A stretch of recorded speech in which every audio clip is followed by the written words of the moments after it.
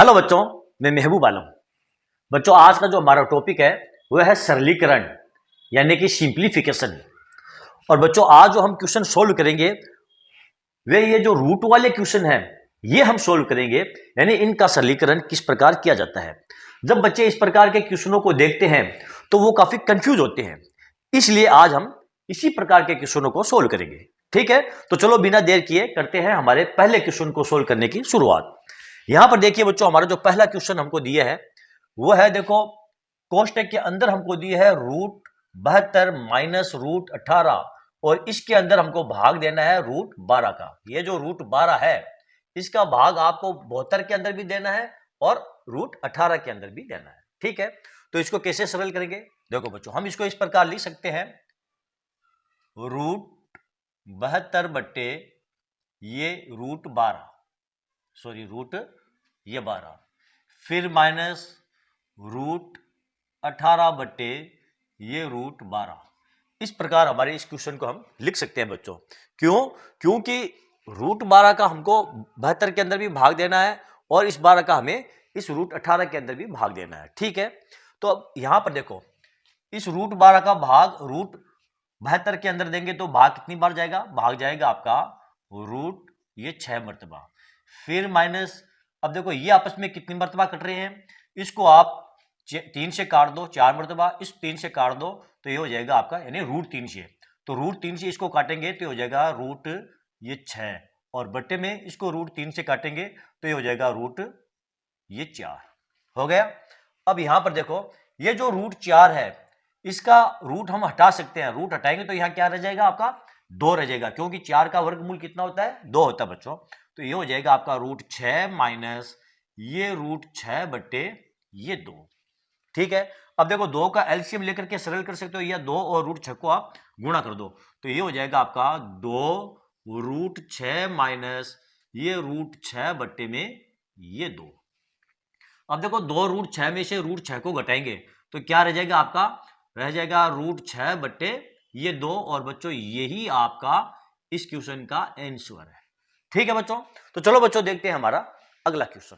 बच्चों ये रहा हमारा अगला क्वेश्चन।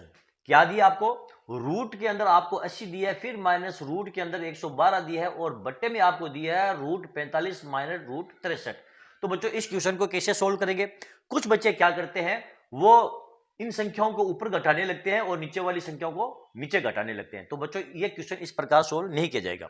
इसके लिए हम क्या करेंगे, सबसे पहले ये जो रूट है, रूट के अंदर हम संख्याओं को बराबर करेंगे, समान करने की कोशिश करेंगे। इसके लिए बच्चों हम क्या करेंगे, ये जो रूट आपका 80 दिया है और माइनस रूट आपका 112 है और बट्टे में √45 है और माइनस √63 है, इसके हम फैक्टर कर लेंगे। इस प्रकार देखो 80 का फैक्टर क्या हो जाएगा? √16 गुणा 5 कर सकता हूं, 16 5 80, और माइनस इसके मैं कर सकता हूं, रूट के अंदर आ जाएगा आपका 16 गुणा ये 7 कर सकता हूं, 16 7 को गुणा करेंगे तो 112 आ जाएगा। अब इसके आप कर सकते हो, देखो 9 गुणा ये 5 और माइनस ये हो जाएगा आपका रूट के अंदर 9 7 63, 9 गुणा ये 7।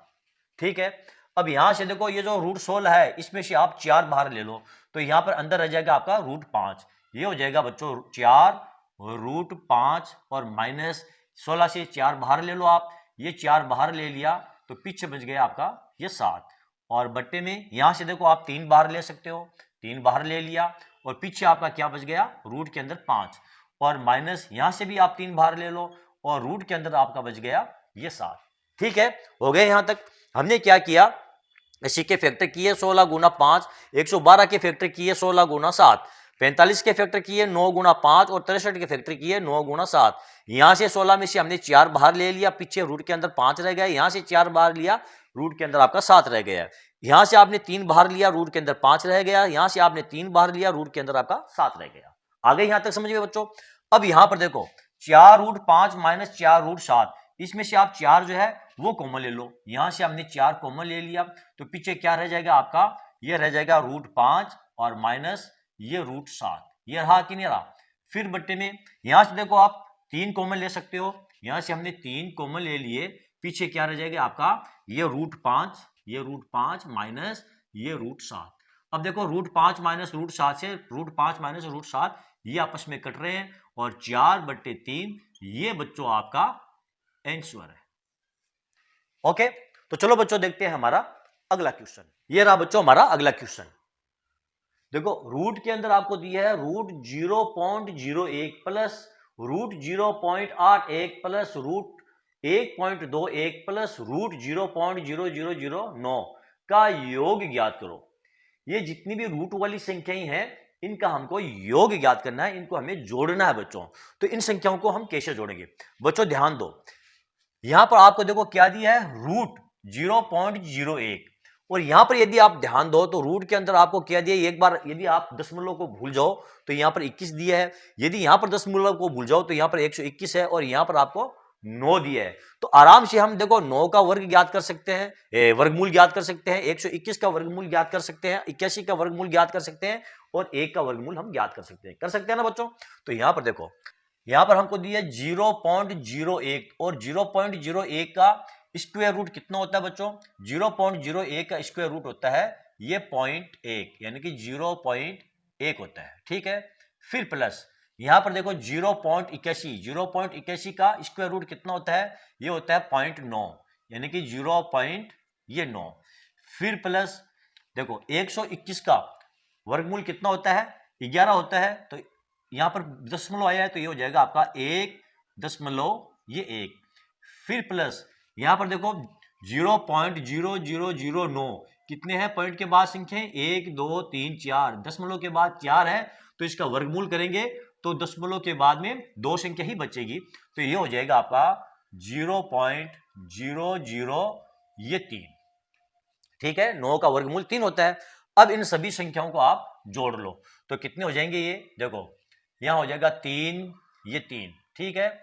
फिर आ जाएगा आपका ये आ जाएगा 0.03, यहां पर 0.03 आएगा बच्चों, यहां आएगा 0.03 क्योंकि यहां पर 4 है ना, 1 2 3 4 तो 1 2, ठीक है।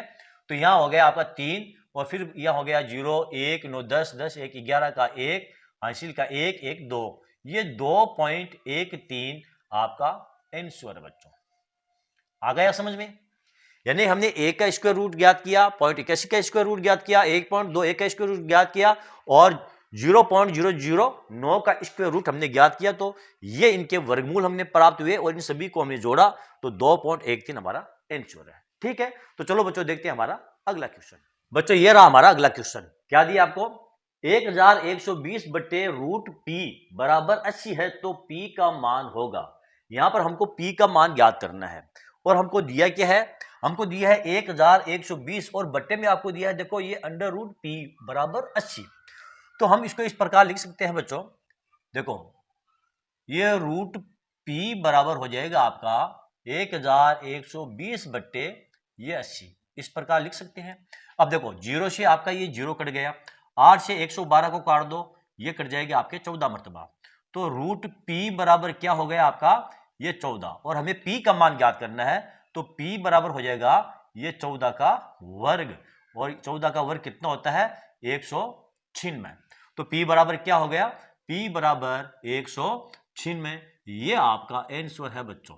ओके, तो चलो बच्चों देखते हैं हमारा अगला क्वेश्चन। बच्चों ये रहा आपका अगला क्वेश्चन, क्या दिया है 0.342 गुणा 0.684 बट्टे 0.00342 गुणा 0.00171 का वर्गमूल क्या होगा। यहां पर हमें इन संख्याओं का वर्गमूल ज्ञात करना है। तो कैसे ज्ञात करेंगे बच्चों, देखो कुछ भी नहीं है, सबसे पहले आप ये जो दशमलव है इस दशमलव को आप हटा दो, आपका वर्गमूल निकल जाएगा।